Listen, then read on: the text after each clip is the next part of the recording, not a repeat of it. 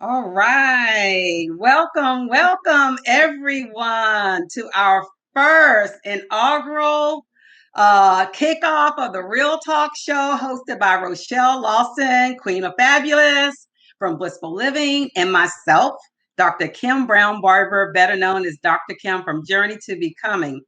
Real Talk is a live stream podcast designed with the mindset of connecting and inspiring, motivating, supporting, and uniting women around the world. It is a safe place where women can come together to discuss real issues, right? Real issues and challenges that women are facing in today's society. It has been designed to be a safe place where women can come and give their wisdom, they can receive wisdom, and they can just talk about how we can make this world a better place. And we definitely need that right now. And we as women, we can do that. Open, honest, and loving conversation. So, a little bit about me. I'm the founder and CEO of Journey to Becoming, which exists to coach clients in their journey to their purpose, to develop the strategy, motivation, empowerment, and accountability required to succeed in their businesses, classes, universities, and personal lives. So we basically focus on women and college students. So, Rochel, Queen of Yeah. Fabulous, tell us a little bit about you. All right, love to. Hi, I'm Rochel Marie Lawson, the Queen of Feeling Fabulous, and I am a seasoned entrepreneur. This is my 31st year being in business. I have two businesses, one that I've had for 31 years almost in September of this year. And then the second business is one that I've had for 12 years. Two different type of businesses. I'm a top 50 woman-owned business in Silicon Valley for many consecutive years. I've been everywhere. I was invited speaker on Capitol Hill 3 times in the 90s and early 2000s, and I have spoken on Capitol Hill. I'm an advocate for women, and I've held several board of director positions on healthcare, conglomerate, so to speak, as well as the National Association of Women Business Owners. I'm a past president and a former national board member, and so many other things. But that would take the whole show if I tell you everything I did. But really about empowering women and helping us to step into being fierce, fearless, and unstoppable. It is our time. And that is why me and Dr. K decided to have this Real Talk show so that we have a place that we can come together as women to talk about issues that affect us and how we can help connect, unite, inspire, empower, strengthen, motivate other women around the world to step into their greatness and to step into doing what they are here to do. And so I will shut up now and let's roll, Dr. K, with it. Yeah, this is awesome. I'm excited. We have some fabulous guests with us on our talk show today. I'm going to let them talk to you a little bit about who they are. Sada Sanchez and Kimberly Hudson. So Sada, kick us off. Tell us a little bit about who you are. Well, can I just say that I feel so humbled in everyone's presence here. But thanks for having me. My name is Sada Sanchez. I am an educator. I work at Cal State University, Monterey Bay, and have had the majority of my professional experience coupled with my own educational experience. So I worked in higher education, starting at the community college level. My first year in college in 2002. And have been in higher ed ever since. And I currently sit as the associate director of the College Assistance Migrant Program, which is a student services program for freshmen, first-gen, low-income students who come from a seasonal farm working migrant background. And I'm just couldn't be happier to now find myself in that position, working with these amazing group of students, navigate their education and hopefully light some fires within and get them to see all the amazing things that we all see in them and their capabilities. So yeah, that's a little bit about me. Thanks for having me. Awesome. Welcome. We are so glad. And we just had Anna Maria Ross join us as well. Thank you. So Kimberly Hudson, we're going to let you go ahead and kick us off next with Real Talk, one of our other guests. Thank you. I'm so excited to be with y'all tonight and just talk about this such an important topic. Just talking about women and Don't give it all away though. I previously owned a clinic and focused on students who had literacy and learning challenges. I sold that a few years ago and started an educational foundation so that I could take that out into the trenches a little bit more and to the underserved population, especially out in Appalachia, which you can tell by my accent is close to home for me. And then I started a health and wellness business because a lot of my students showed up in my clinic and in the schools, and they just they were not eating healthy. They weren't if they weren't getting their bodies healthy and their parents weren't being healthy, it was really hard. They were having additional learning challenges. So I'm excited to be here and excited about what we're going to be talking about. So thanks for the invitation. Awesome. Great. You see, we are among some heavy hitters here. Anna Maria Ross, if you can just tell us just a little bit about yourself before we get into the topic for Real Talk today.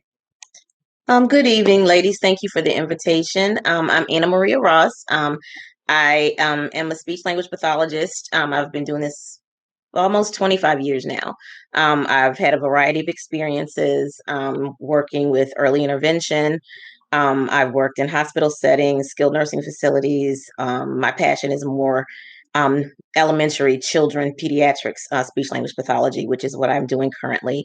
I've worked with everything from pre-K through high school, and I'm currently working in the elementary school area right now. So that's just something I enjoy. That's awesome. So you see, we have just a vast, Rochel, what do you think about our guests? We just have a vast about experiences, a vast, diverse type of background. What do you think? A vast amount. I think it's fabulous. I think we should jump right in and open up. All right. Topic of the day. Well, we'll give it. What's the topic for today? Rochel, you want to roll it out? So, as women, I really don't think women around the world truly understand the power that we have. And in this new year, in this new day and age, this new arena for us in the United States, we have accomplished a significant milestone in many, many, many ways.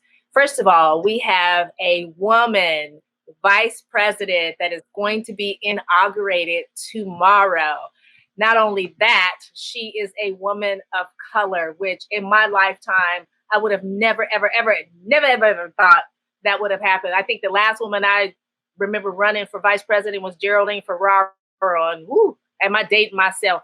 But this is extremely powerful. And so we're opening up the conversation today for all of you women out there watching us to join us and chime in if you want to, or, whatever. But we're opening up the dialogue today because I want to know, or me and Dr. K want to know, how do you all feel about having a female woman of color as the first vice president of the United States? And so let's just talk real about it. Everybody may not be as happy as I am, and that's okay, but we need to have this dialogue because this dialogue will bring us together. And once we can understand each other's point of view, we can help each other, to support each other, to lift each other up. And here's the thing, we don't always have to agree about things to be able to help each other, right? Sometimes the not agreeing is the best lesson because you get to learn something about the other side that you may have not known about. And it helps to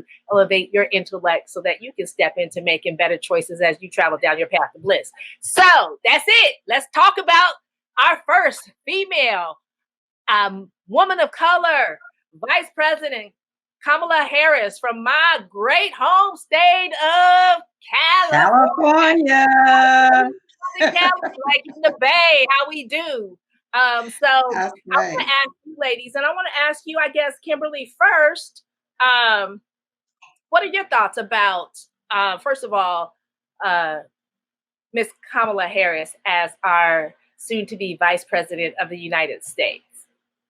Well, I'm a mom of 3 girls, so I want my girls to see that they are able to go accomplish whatever they set their mind to, and that they're They are not limited just because of their race. They're not limited because they are male or female, and that just it's wide open. And so I think they're finally going to be able to see that. And so I'm excited about it. I'm not worried about whether you agree from a political standpoint or not. I'm excited that we're just being able to see a female rise and give our kids somebody that they can really look up to.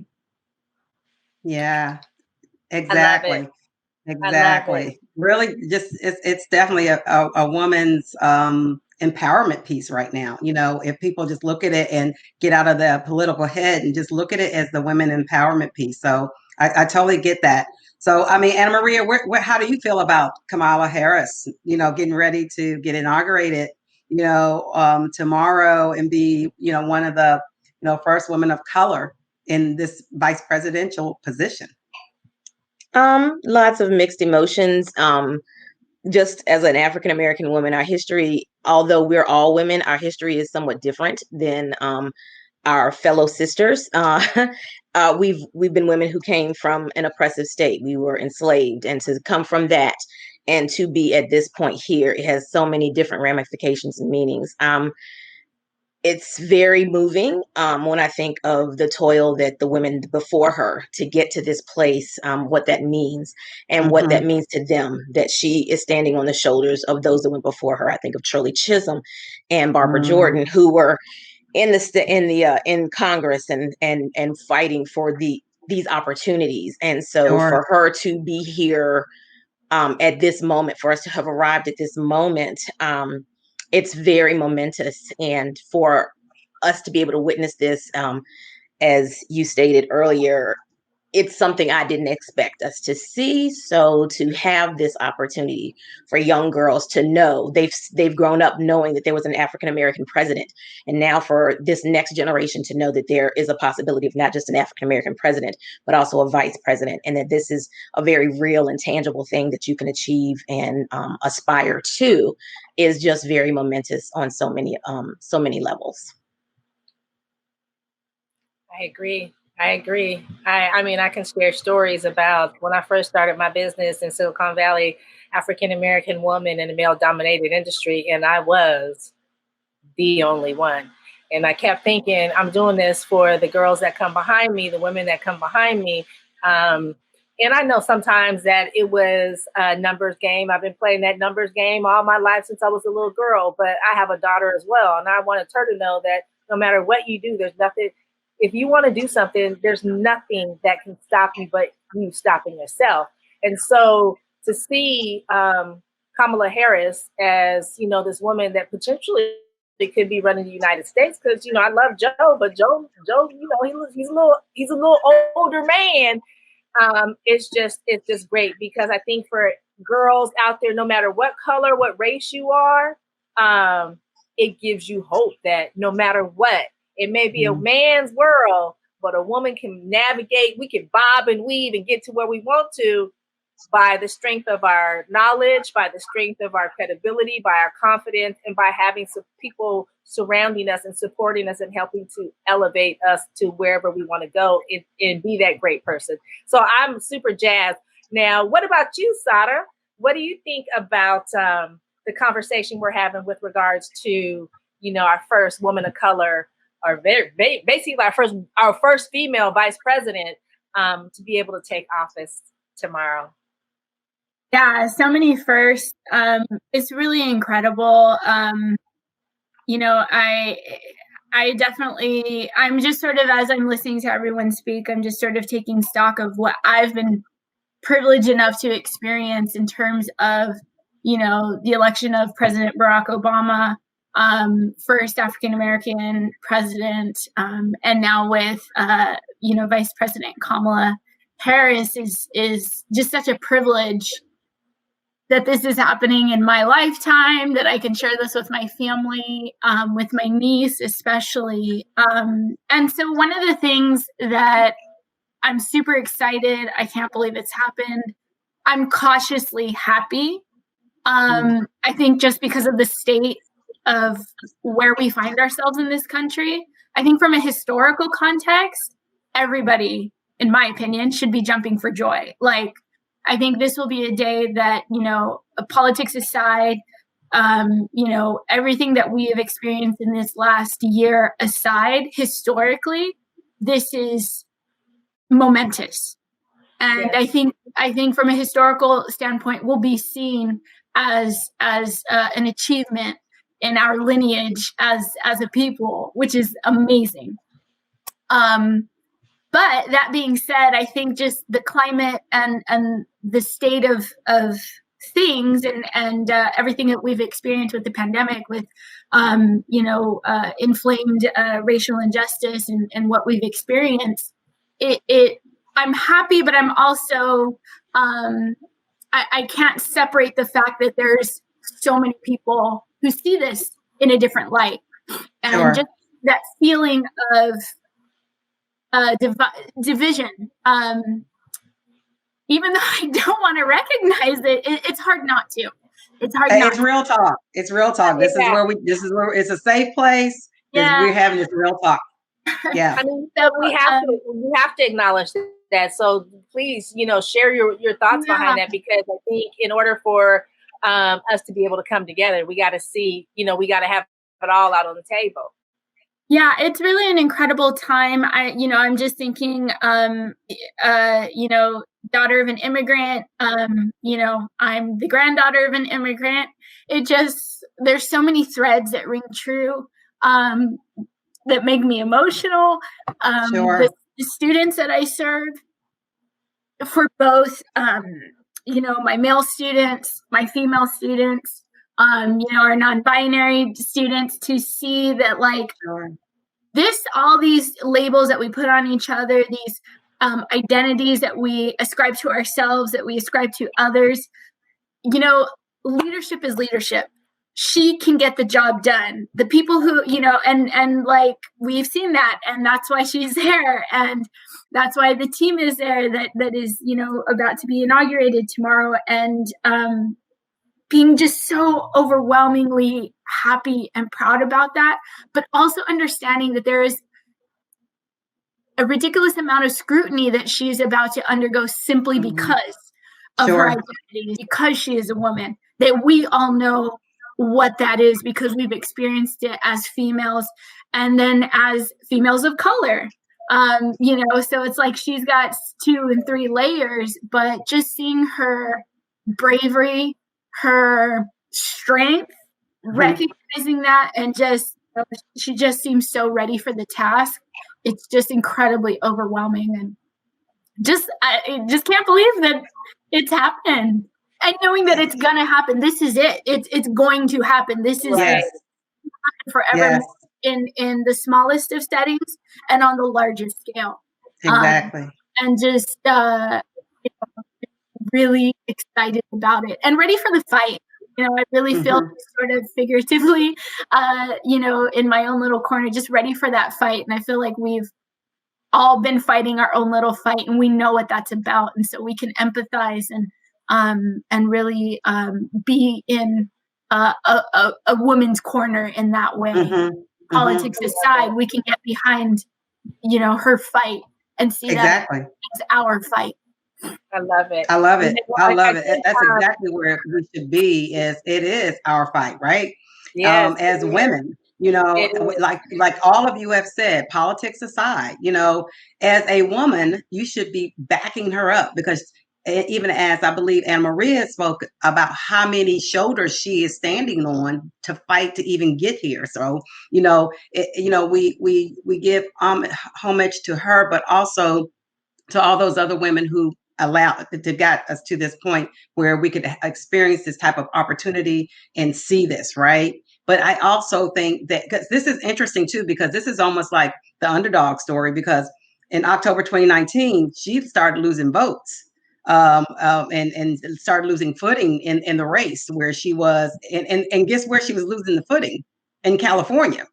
So that is interesting. And then how all of a sudden, just, in a matter of months, everything turned around. So that just goes to show you too that, for women, us all about out there in the live stream and us here that, no matter what the fight is and what we're doing, even if it looks glim, even if it looks, like it's not going to be a positive outcome, even if it looks like it's dark, that you keep fighting because the light will come. The light will come.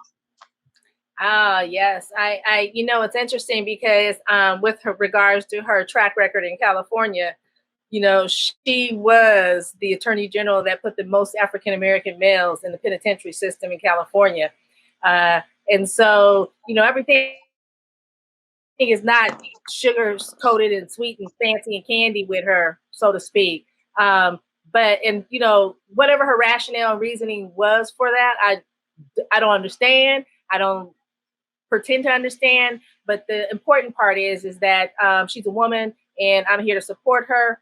I don't know what she was looking at when she's looking at those cases. However, I do know I do have some other feelings about it, but maybe we'll save that for another talk. But the bottom line is, with regards to women here in the United States, it was just little over 100 years ago that we didn't even have the right to vote. We weren't even considered smart enough to be able to make a decision to vote. Who's going to be running, not the country, but our lives. And the fact that today we can stand up as a woman in the United States, where whether you're black, white, brown, yellow, green, whatever color you are, the fact that you can stand up and say 100 and a couple years later, we got a woman vice president in the White House, in Washington, that's huge, because there are some women that died for us to even have the right to vote. And we so far since then. So kudos to all of us women, because we did come together to bring that sister in the house. But kudos to us for realizing that we are powerful and we do need to support each other. You don't have to support each other politically in the political agenda, but as women, we need to support each other. And we do that all the time. We all got girlfriends. We don't like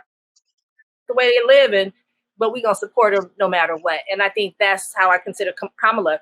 I may not like what she did in California with, the African-American males, but I'm going to support her because she's a woman and she, she has the power to change a lot of things. And so for the betterment of women in general, no matter what color you are. So I think it's great. And I think that it's really good that around the world, they're looking like, look at the United States. They just had a few years of, and now they've got a woman in a place that no woman has ever treaded in. So I think it's just monumental. And the women around the world, they're gonna be like, well, if they can do it in the United States, why can't we do it here?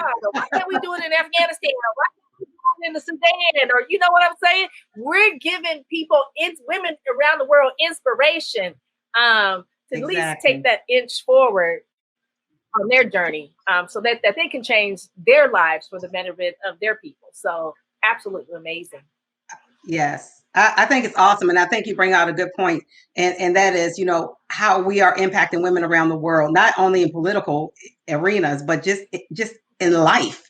What does it mean? What does it mean? Because women around the world are watching this. You better believe that.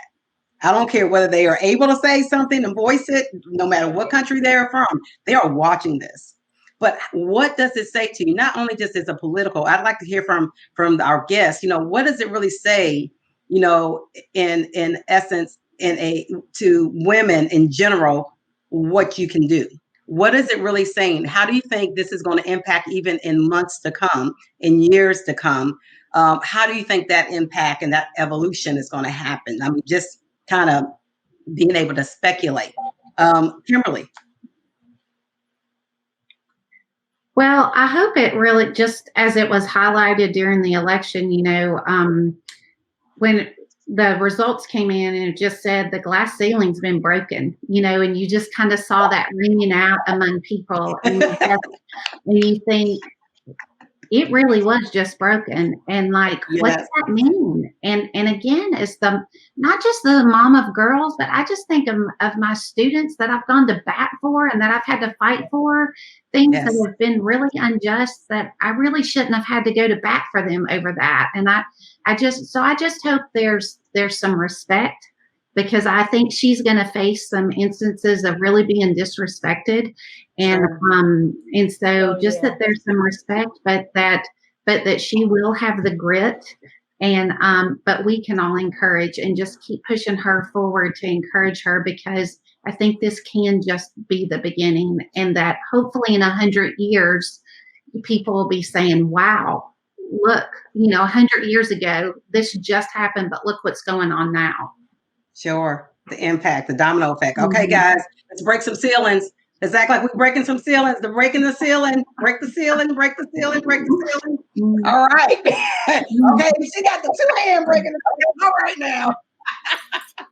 I love it. Rochel got the two-hand breaking the ceiling. Okay. You look like one of those video games. Okay, I love it. I love it. Okay, what about you, Sada? Well, I'm just so excited. I'm just like excited about it. It's just, I just think it's a beautiful thing. I mean, I know being a woman in Silicon Valley, how hard it was for me to penetrate not only the basement ceiling, let alone the glass ceiling. So, I just think it's just powerful. I'm super excited. I know she's going to face all kind of scrutiny. And she's going to even face probably more scrutiny than she realizes from women. However, she got the job. And so, hey, we're just going to have to roll and see how things play out. But I want to ask, I can't see. I'm sorry, my glasses. Anna Marie or Anne Marie? Anna Maria. I want to ask you, Anna Marie, I want to ask you with regards to a message or something that you want to share that you think will help other women to be inspired by what's happening here in the U.S. What would you say to women that are looking at us and having this real conversation? What would you say to them about what's happening and what's getting ready to happen in our country? Well, I'm going to kind of go back a little bit when we were talking about women looking around the world. We're in some ways we have broken a major glass ceiling, but in some ways we kind of are a step behind, even though as her being a woman of color in this position, there have been other women globally that are empowered, just like Angela Merkel in Germany. She's getting ready to step down this year. So she is a very forceful, powerful woman. Think about Margaret Thatcher in Britain, Great Britain. And also, I can't think of her name right now, but the president in New Zealand, I want to say she is also a female. So we do have examples of females. I also think of Indira Gandhi as well years ago. So we've had some females. So globally, we're still, even though we're supposed to be the superpower of the world, we still haven't quite lived up to that. We've made some statements towards that, but we haven't always lived up to what we've said we are or who we are as a country. So I think we need to step back and not just put so much focus on us being the best. We want to be the best, but we also want to bring along others with us. And so as women, I think that's the real key. We have to remember that we are as good as we can be because of those we surround ourselves with. We want to make ourselves better. We want to surround ourselves by other women who are going to make us better and brighter and keep growing, not tearing each other down by pettiness, jealousies, in theory, just insecurities. We need to get past those things. And they're not easy things to get past, but we need to celebrate one another. We need to rejoice in one another. We need to honor one another, respect one another, and lift each other up, because this shouldn't be such a nuanced thing. It's really something that should be ongoing, and we need to stop just labeling those things that are negative or as negatives when we need to be bringing out the positives in each other and celebrating those positives in one another. That's real talk right there. Yes, I agree.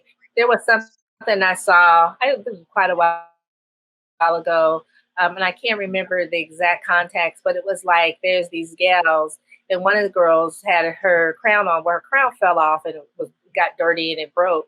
And so instead of, the other women around her, joining her, another sister along with her on that journey said, here, you know what? Pick up your crown, we'll dust it off, we'll clean it off and get it fixed. But until we get your crown fixed, you can wear mine as we continue on this journey. And I think that is, something that we as women need to think about. We're not going to always like each other. We're not going to always agree with each other. We're not going to always, not pass judgment on each other. But it's when we come together in collaboration and we let all that pettiness and all that, girl, look at her shoes, don't match her dress, or, her makeup is too loud, or whatever, her hair is not, whatever.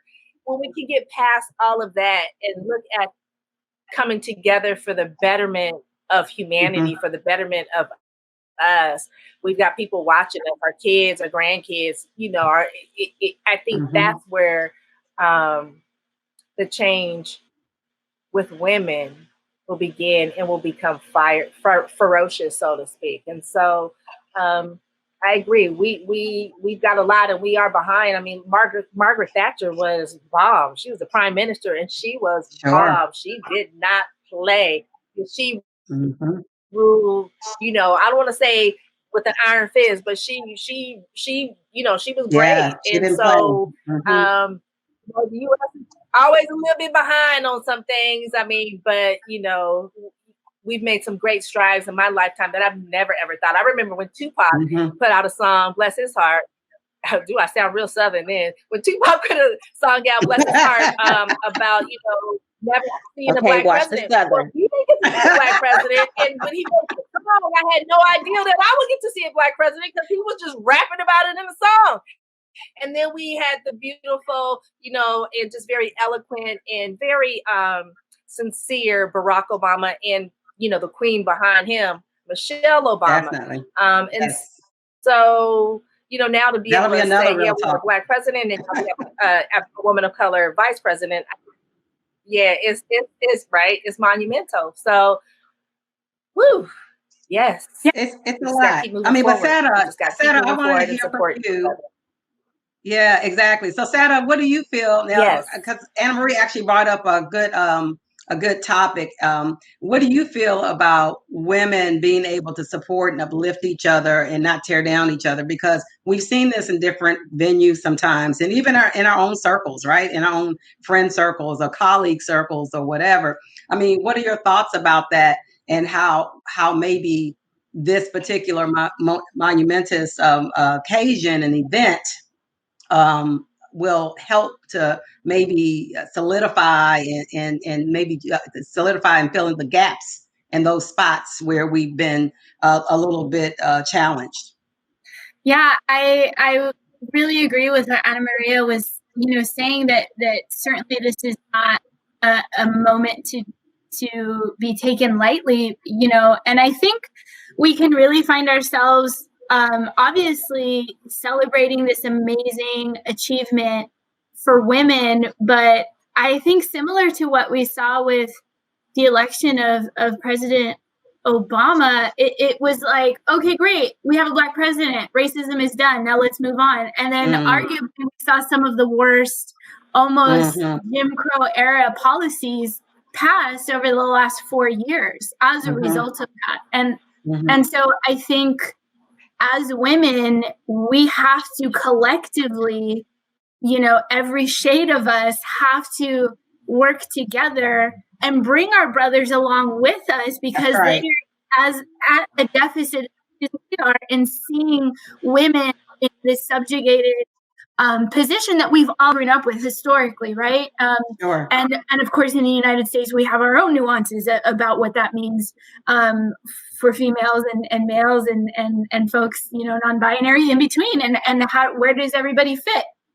And so I think we have to do the work. I think this is actually our responsibility to bring each other along. But I also feel like we are really good at that, and we know how and why that's important. And I think we can all think about our own personal experiences with, maybe queen bees and bullying and things like that. But I can tell you,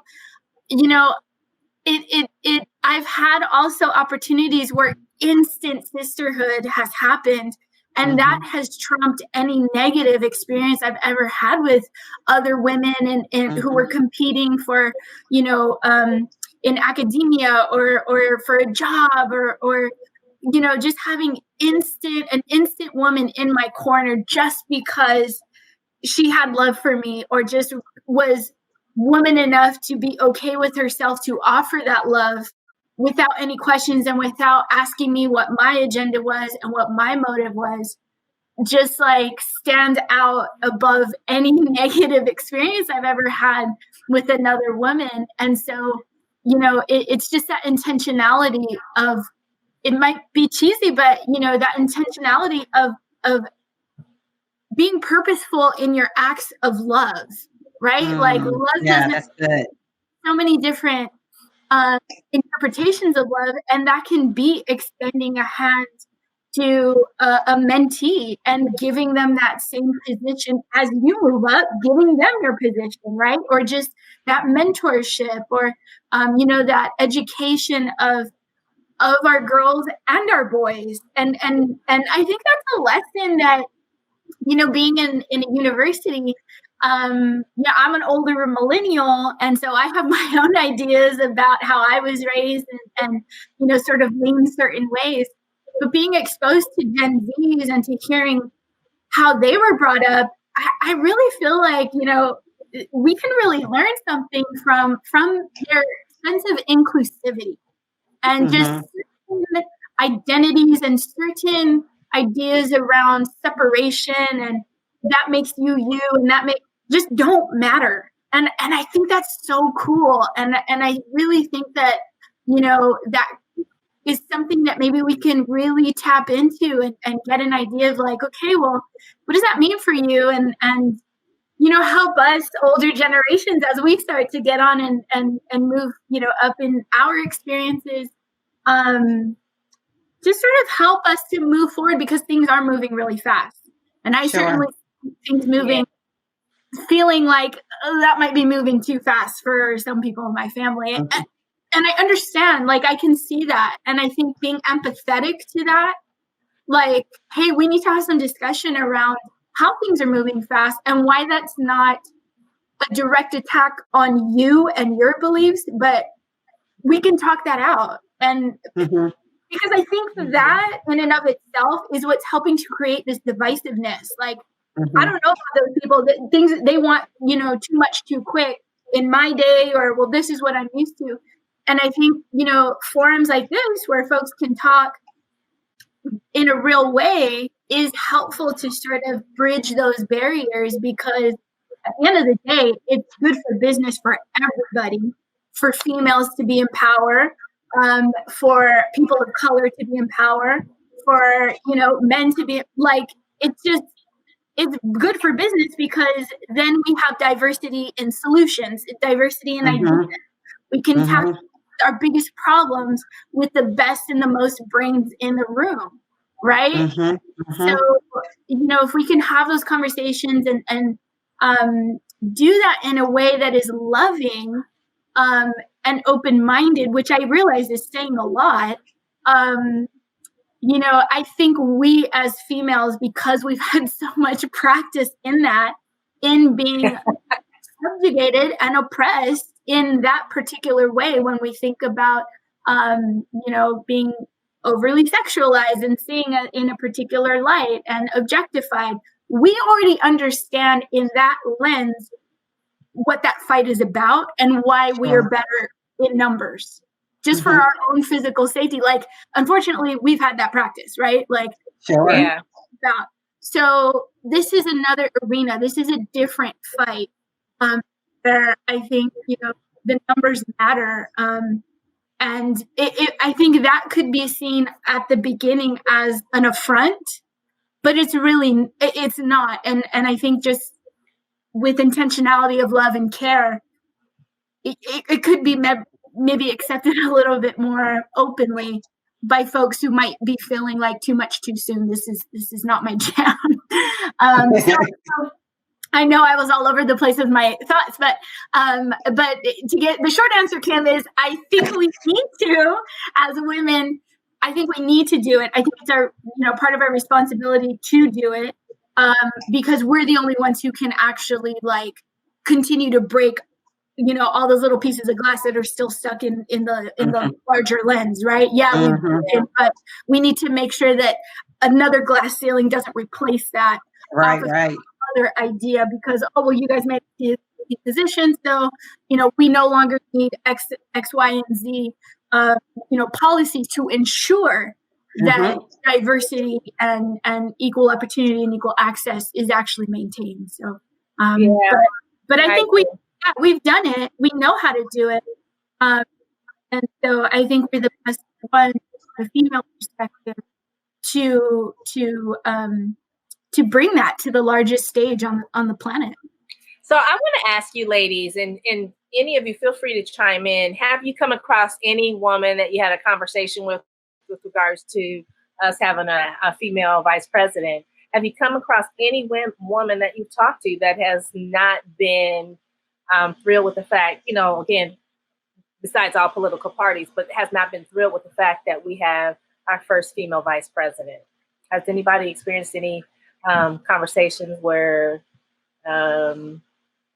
anybody was apprehensive or didn't have anything positive to say about that point in general?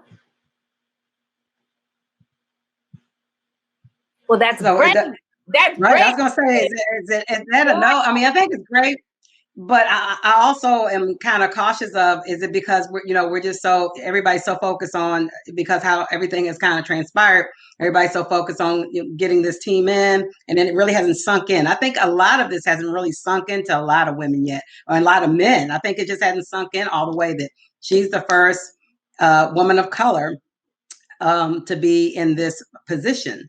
And yeah, some have figured it out and it's sunk in, but I think a lot of people have not even, I don't think that it's resonated all the way. I think a lot of it will start resonating when we start seeing a lot more of her in the White House, right?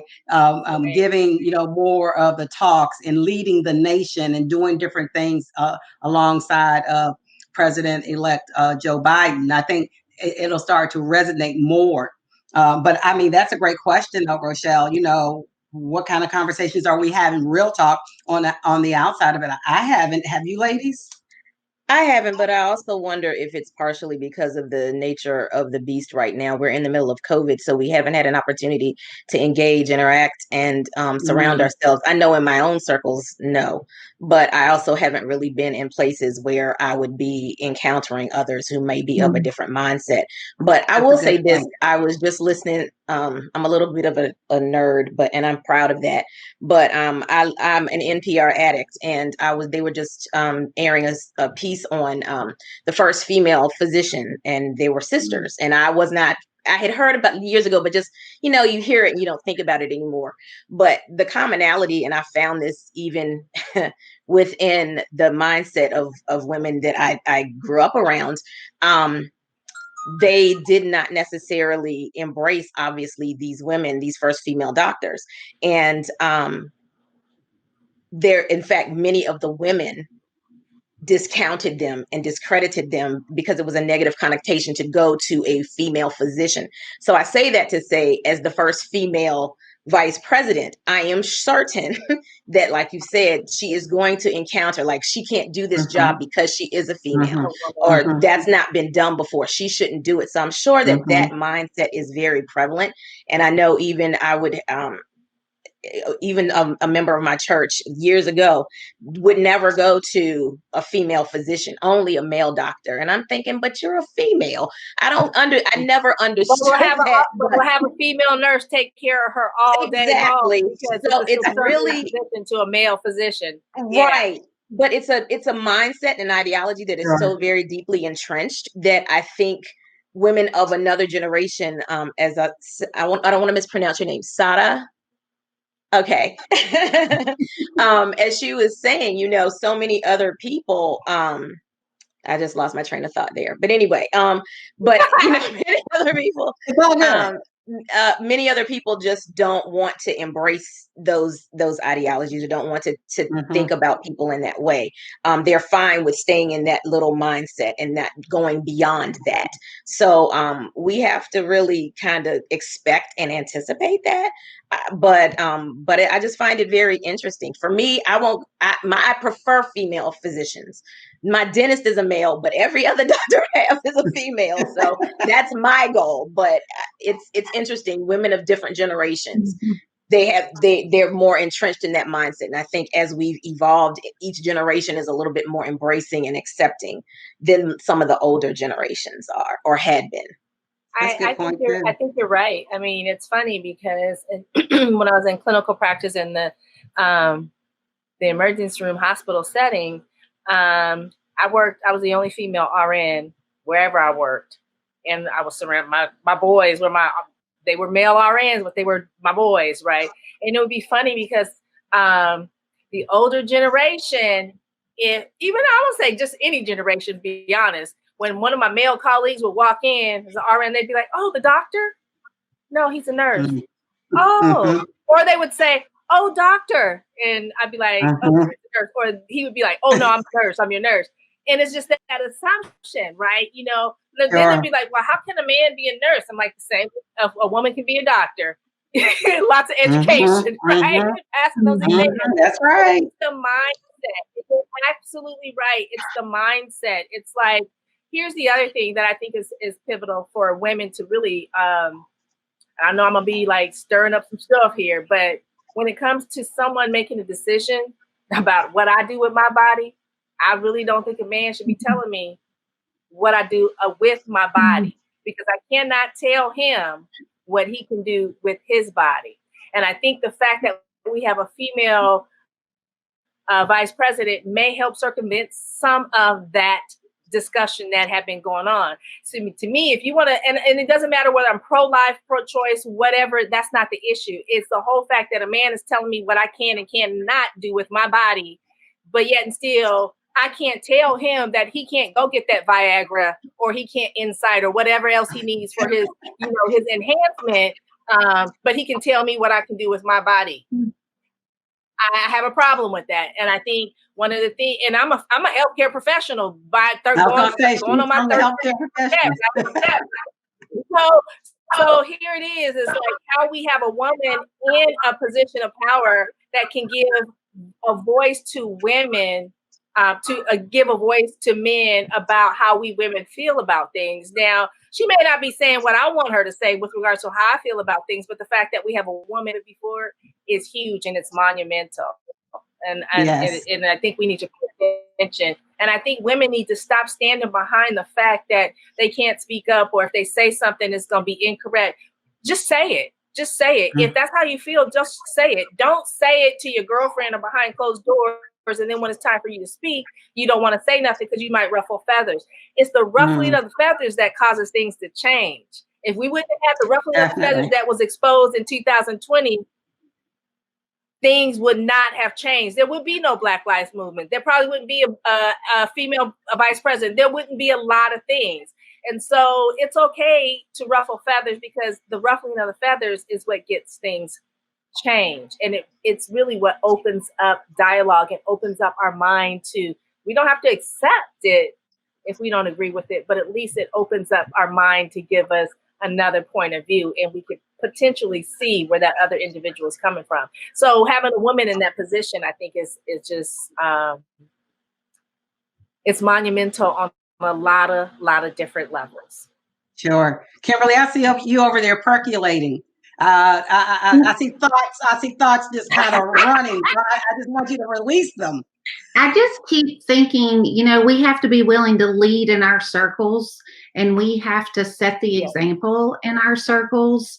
And I think if we do that, and like for me, I want to lead, and I want to show my girls, what's appropriate, how to do that when I do need to listen, because there are times I need to be quiet and listen because I like to talk a lot.